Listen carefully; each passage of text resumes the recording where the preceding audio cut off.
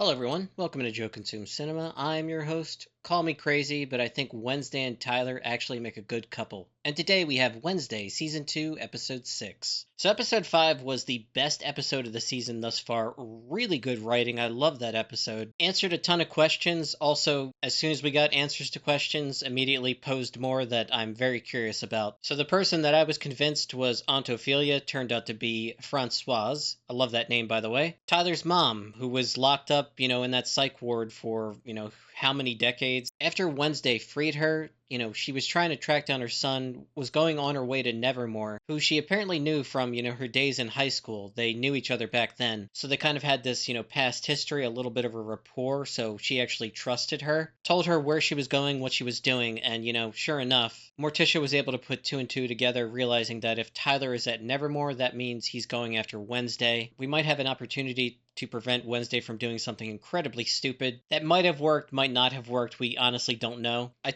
do think Wednesday's plan was reckless, and again, Weems pointed this out, but I do think it's true. Wednesday is at a disadvantage in dealing with Tyler because she actually does have feelings for him. She can say, she hates him all she wants. I think she really does hate him, but at the same time, that level of hatred only comes from a place where, you once actually really cared for the person. I do potentially think a much more stable situation overall would be for Tyler's mom to be his new master. I think it makes a little bit more sense. I think Francoise certainly has more, technical knowledge in dealing with Hyde since, she is one herself. And also, if Tyler is going to be beholden to someone, it would kind of make a lot more sense for that person to be his mom than anybody else. We got to reveal that Slurp's real name is Isaac. He was also a student at Nevermore. Gomez recognized him, and when he told Morticia, Morticia immediately mentioned that Francoise is back in the picture as well, which leads me to think at one point these two were a couple at Nevermore. I'm guessing they were two, outcasts that sort of met each other there. And yeah, don't quite know just yet the nature of their relationship and what this potentially means for things going forward. Tyler's mom being back in the picture might be a very good thing overall in terms of, keeping him from slaughtering people at the very least. Isaac seemed like, he has real feelings for this girl who he knew, all the way back then. Kind of seems like he wants to right the wrongs of his past in a way. And yeah, I think there's, potentially something good that might come from all of this, I think. I don't know quite yet, whether or not these two are going to become, the villains of this season ultimately, or if there's something more going on here. But yeah, I'm really enjoying the show. This second half has gotten off to a really good start. And yeah, honestly, I just want to get right to this one. But before I begin, as always, remember to blank, blank, and blank. We're still very much a small channel, so every like, comment, share, subscribe that we can get really helps out. I really appreciate it. Patreon link down below. With that, let's get right to it. In your area. What the fuck is this?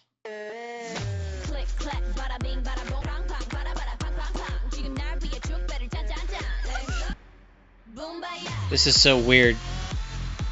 Admit it. This is the Wednesday Addams you didn't know you needed. No. This is just weird and disturbing, even for this show. I warned you about Tyler coming. What's your part in all of this? I lured Tyler away from the ceremony. Wednesday had a plan to control him. It did not go well.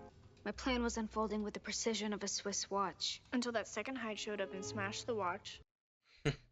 Augustus Stonehurst faked Francoise's death. He was experimenting on her and others in the basement of Willow Hill. Why am I only hearing about this now? Francoise and Tyler are gone. I should arrest you right here for aiding and abetting a murderer. You ordered your deputies to abandon the school so they could go save normies at Pilgrim World. Leaving outcasts to fend for themselves? How you think the press will take that, Sheriff? You managed to release not one, but two hides. I can tell you that your vision hasn't changed.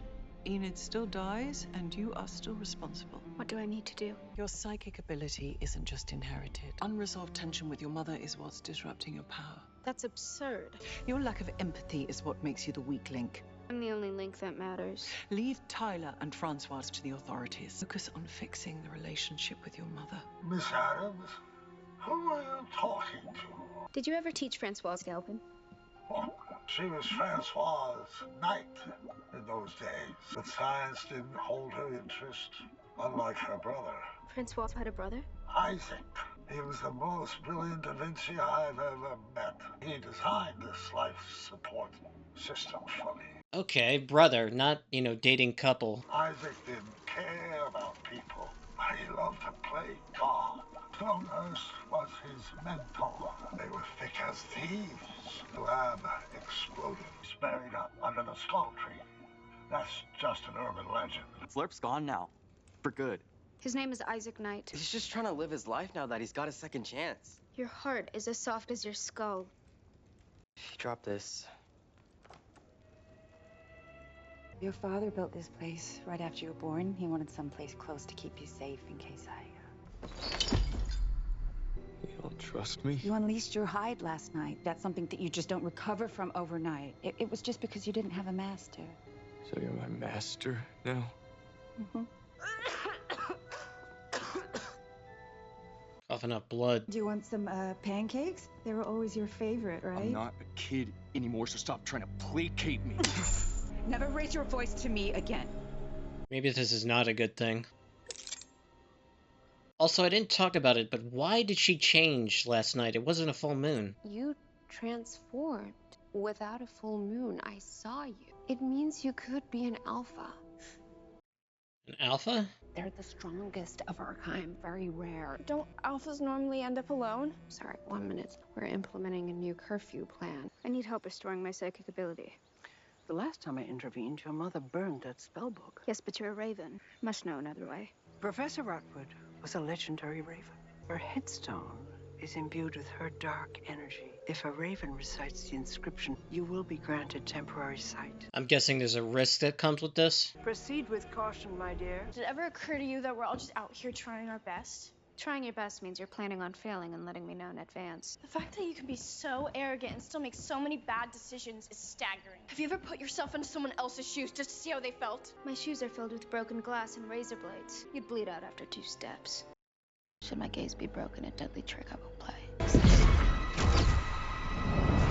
How dare you enter my chamber uninvited? Is that Lady Gaga? Overbearing arrogance. You positively reek of the stuff. Hold your hand over the flame, and your psychic sight will be temporarily renewed. If you pull your palm from the flame, you will break the raven's gaze, and there will be a price to pay. Oh, shit. You have to go back! There will be a price to pay.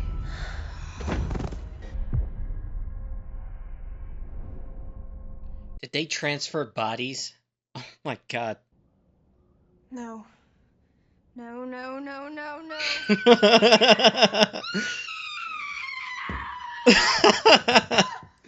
the hell happened to me? Oh, this is so much fun. We've somehow swapped bodies. I don't understand. How do we swap back? You always think you're the smartest person in the room. I'll let you figure that one out. Who are you talking to? Obviously, it's me. Keep up. Whatever you did, you need to fix it. Right freaking now. None of this would have happened if you just left me alone. I feel so cold and uncomfortable. I'm scared.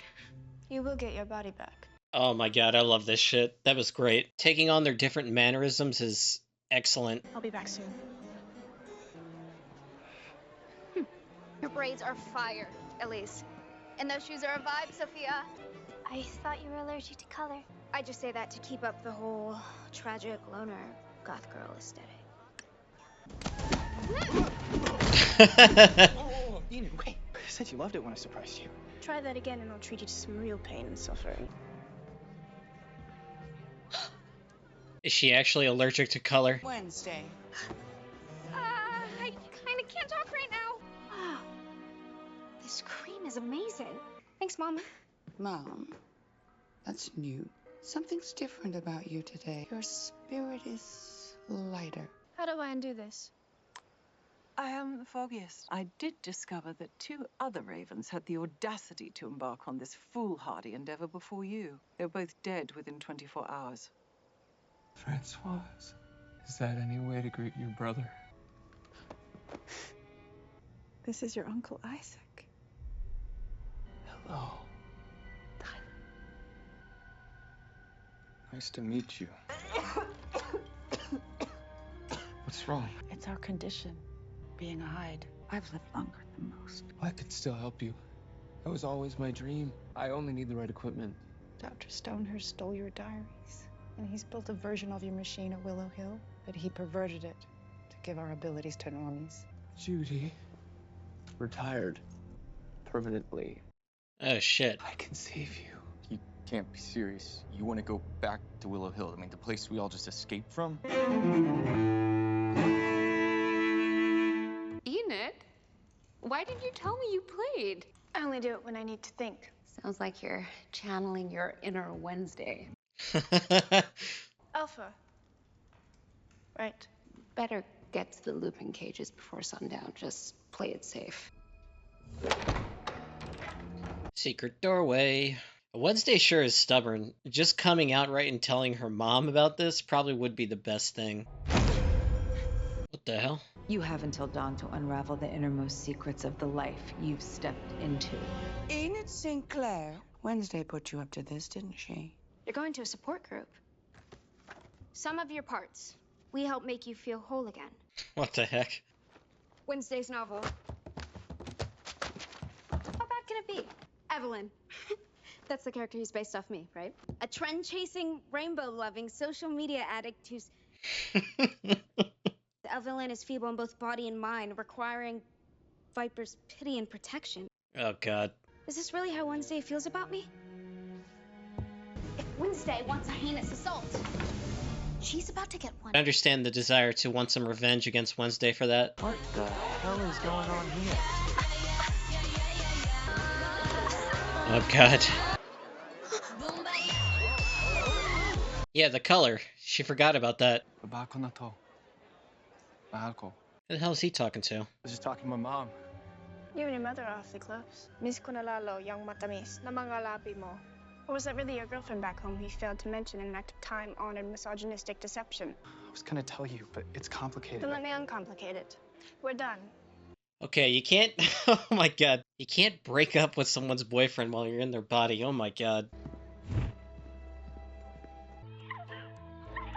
So worth it. Why are you on Enid's side of the room? I know something's wrong. Terribly wrong. She broke up with Bruno? If Enid knew you were trying to keep her from dying, then she might have something to howl about. What do you mean, try to keep her from dying? Your premonition? Maybe it's time to cut her off.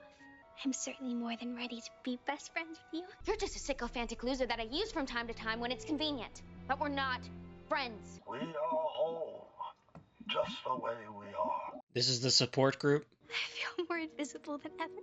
We want you to know that we all see you, Agnes.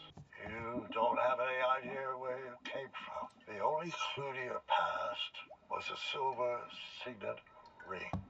You're fortunate to have people who care about you. We are more than just the sum of our parts. Remind me what this is again? Roadkill pot pie. Of course. I thought you said lying was an important life skill. Yes, like in business, politics, jury duty, that's a big one. I'll give you one chance to confess. I lied to you about Slurp. I saw him at Pilgrim World, and I let him go. Do I get the rack or Iron Maiden?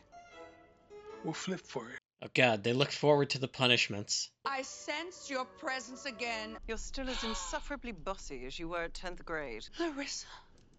Who's Larissa? I am Wednesday's new spirit guide. If you're her guide, why can't she see you? Wednesday attempted to gain temporary second sight at Rosalind Rotwood's headstone. Enid. Fix this together before dawn. You're a perversion of nature. Says the talking head in a jar. A power source for the machine at Willow Hill. Check outside.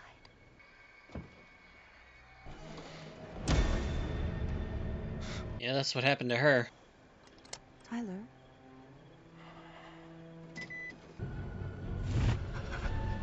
Oh shit. She snuck in. Your little creeper told me about your vision of my death. I found Tyler Galpin and I ignite. Agnes, are you insane? Get the hell out of there. It's too late. Sharing my location with you now. We need to switch back first. After we save Agnes and take down the Galpins. Oh my god. Kind of cutting it really close here. You think being a Hyde is a curse? It's the most free I've ever felt. That so-called freedom comes at a price until it finally steals your life. Oh, Snoop is one of Wednesday's friends. Put her herself. who showed up. Don't forget about me. Leave her alone! There's no full moon to save you. Oh shit, she's gonna transform. You need to calm down or else you're gonna wolf out. Too late.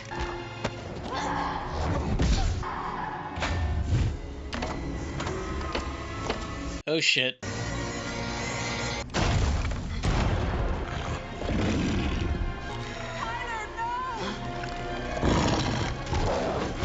Oh shit. He has to obey her commands. Wednesday, we have to go now.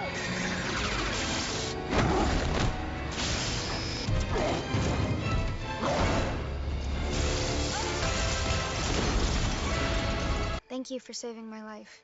I just asked myself, what would Enid do? You know what I love about being Wednesday? Your fearlessness. Except for when it comes to your mom. You're afraid she'll never accept you for who you truly are. You become the disappointment she'll never want to speak of. Just like your aunt. The best thing about being Enid is your quiet strength.